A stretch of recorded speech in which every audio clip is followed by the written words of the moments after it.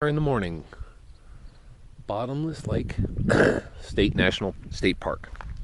It's nice and cool. Got a sweatshirt on. Last night, the sky was absolutely gorgeous. Roswell doesn't give like a whole lot of light pollution, so you don't have to worry about it. So you can really see a lot of the sky.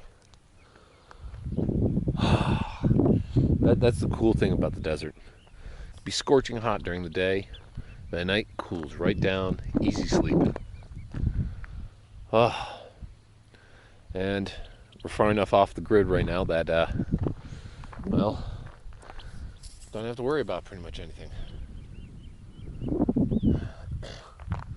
It's funny that this camp actually advertised that they got Wi-Fi, and they got some of the that Wi-Fi is basically useless.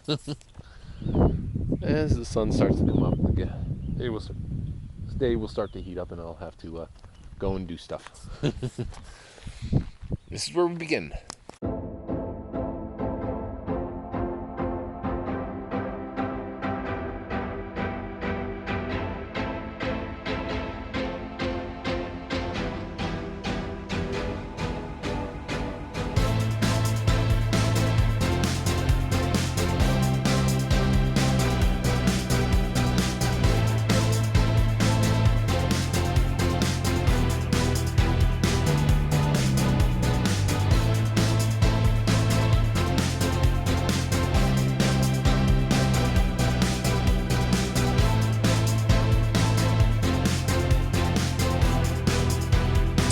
Leaving from Roswell, the most famous thing about Roswell, obviously, is the supposed UFO crash that occurred. Now, I did visit the museum, and that's kind of nice, and the whole town is kind of, in on this, just whole theme of aliens. There's plenty of space themed, everything else, aliens stuff. There's a bunch of alien, even like activities you can do. Where they have theaters and interactive displays.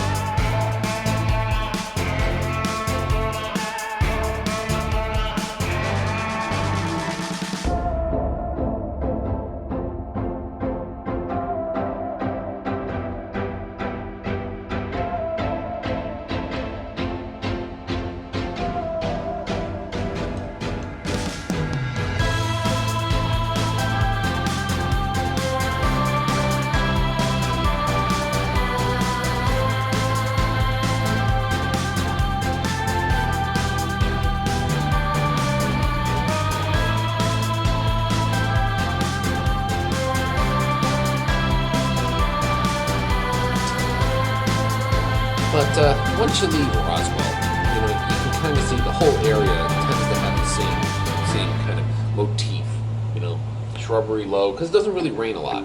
Also, Roswell is surrounded, and it must be very, wealthy because of all the oil derricks that you see scattered all throughout the landscape.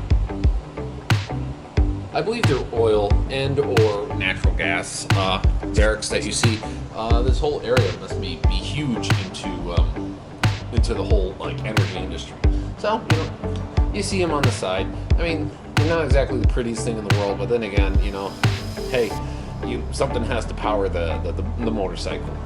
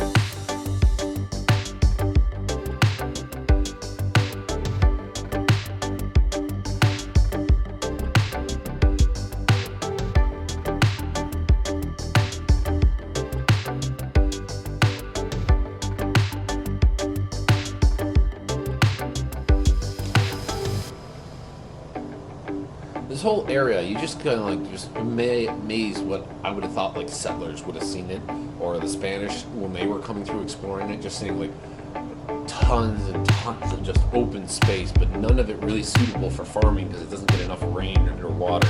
That's really what it comes down to, and just how different this area is from Louisiana, where I just came from, and just like you can just see how much everything has changed going across the country.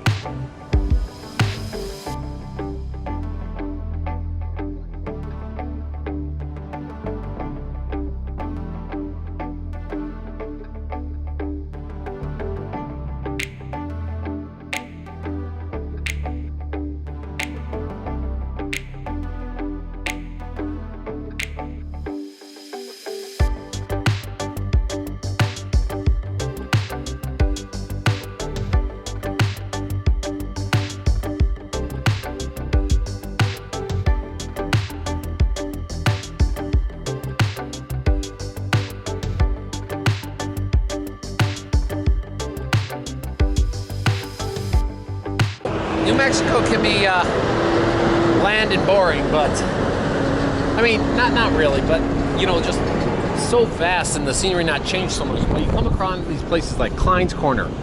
This has been open 24 hours a day since 1934. This happens to go right through where old Route 66 went through, and it's been a travel center all that time. I mean, they're obviously it's been getting harder and harder as well, one, people fly a whole lot more, and two, cars are so much more efficient. You can go so much further.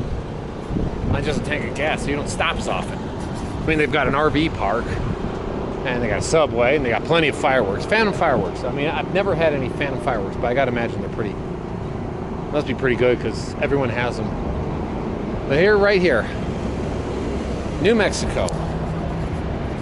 Get kind of see the whole thing. There, I'm right off 40, so. Whew. Oh, Carlsbad Caverns isn't too far from here either. So there are things, I mean, there's the sinkholes and caverns. Water erodes out the ground and can make caves. But headed into Albuquerque.